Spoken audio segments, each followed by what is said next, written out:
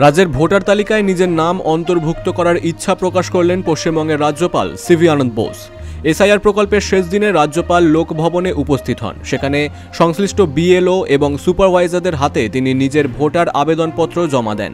বাংলা এবং বাংলার সংস্কৃতির সঙ্গে তার আত্মিক যোগের কথা উল্লেখ করে রাজ্যপাল বলেন, আমার পদবী বোস, আমি নেতাজি সুভাষচন্দ্র বোসের আদর্শে অনুপ্রাণিত।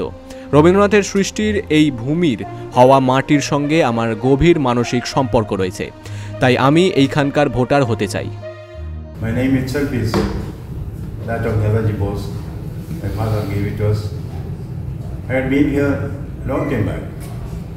There is an emotional connect which makes me fixed to the land of Bengal.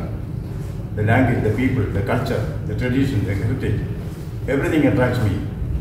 I would like to be an adopted son of Bengal. That's why I thought I would also change my voting to Bengal.